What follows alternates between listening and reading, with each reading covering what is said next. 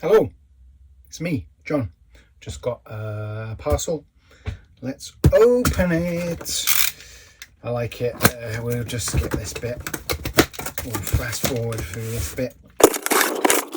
So I had mentioned earlier on Blue Sky that Past Me had cleverly reordered these. Unbeknownst to present me. There we go. What have we got? It is Masquitches of Forgotten Dogland, Pine Pitch Black. Now, these are the black and white version, monochrome version of Masquitches.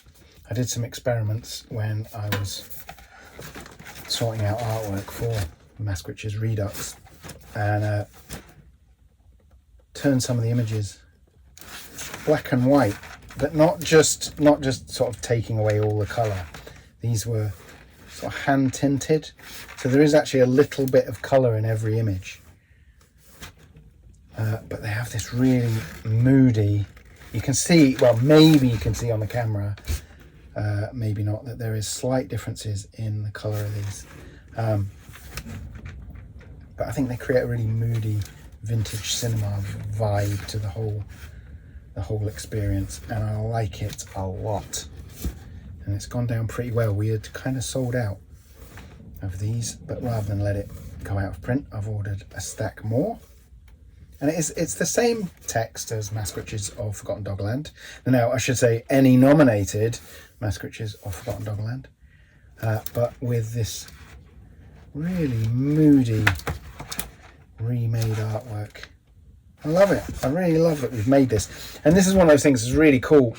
You can only do this kind of thing with crowdfunding, really. I wouldn't dare bring a kind of black and white hardcover book illustrated in this way to market just because. But we know people wanted it. And I'm just really happy with it. I think it's a really nice, satisfying thing to have made. And hey, we've talked a lot about the artwork because we were nominated for Best Art in this year's Ennies, the 2025 Ennie Awards. So obviously we've been focusing a lot on the artwork and so on. But I tell you what, the game's pretty good too.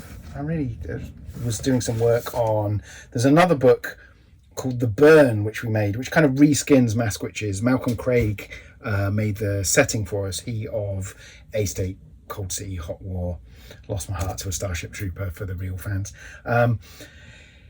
He wrote us the setting of The Burn, which is all to do with his childhood growing up in the same area that Handiwork Games is now based in. So that was a really nice project to do. I had made models of the wee folk that kind of replaced the Masquitches, and it's got more of a direct kind of environmental theme that you protect the area of the Burn, which is a stream in this part of the world.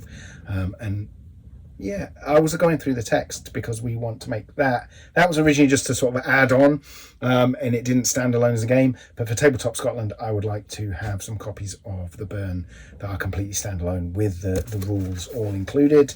And so that's what we're doing. And hey, do you know what? Talking about the rules, I was very happy with them when I was looking through them. It's been a couple of years since it was written, and you get a bit of space on it, and you go, oh, okay, yeah, no, this is good. I mean, I enjoy playing the heck out of Masquitches. It really suits our group and our style, which is very freewheeling kind of narrative. The challenge in playing Masquitches is not can your character survive and do cool things with powers you've collected and so on, and you're sort of winning at playing a role-playing game. It's about how wild can we make this story, and how much can we work as a cohesive group to tell a really compelling story within the setting of Masquitches. I've been working hard recently on some new scenario material, and I want to present it in a different way because within the game of Masquitches, players have enormous agency, and they can really change what's going on. They can change the whole premise of what we might consider a scenario. And I want to present just a bunch of stuff for the GM that's really easy to reference, that if the players do this, you've got these options. I'm currently seeing it a little bit like the way the people in the game, in the deep past of Forgotten Doggerland, I'm trolling everyone with the whole forgotten thing. It just annoys people. They go, oh, well, I know about Doggerland. I go, yeah, I know, but made you look. the people that we imagine occupying the land that is now under the North Sea record things with bead maps that are sort of worked from reading a variety of texts around how different cultures in deep history were thought to sort of relate to time and space. We came up with the idea of these bead maps. They kind of riff on a few things from more recent hunter-gatherer cultures. I'm very cautious about using that sort of anthropology approach and saying, oh, these people that have been studied in modern times are the same as people from the deep past. That's quite a tricky thing to get into, and I don't want to do that. But we can take inspiration from things, and this ways of recording time and space in different ways, I think, is really, really super interesting. I'm speaking off the cuff, so I don't want to get too far into that, because it's a tricky one. Anthropology can be a touchy subject to get into. So yeah, the way I want to present the new scenario I'm working on is kind of a little bit like a bead map, in that you've got these sort of nodes of information that I'm hoping we'll be able to present to the GM, and they'll be able to pull out of it very quickly what they need to keep the improvisation going and adapt to anything that comes up in the game. There's a part of me should just let it freewheel. You know, if you've got a really good group, everyone's into it, just freewheel, just you know, let it ride. But also, I think to build people's confidence to do that is important. If you're not a group that naturally does that, how do you get from A to B, right? Anyway, it's really nice to have these back in stock. What a sort of wild thing to have made.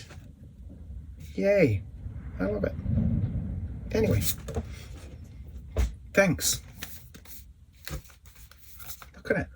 You can get your own one at our website at handiwork.games. We send them the world over. We've recently updated the website so you can shop in whatever, well, one of 6 currencies, I think. So, you know, that's a bit easier to work things out for folks. But there we go. Marvellous stuff. Get you one.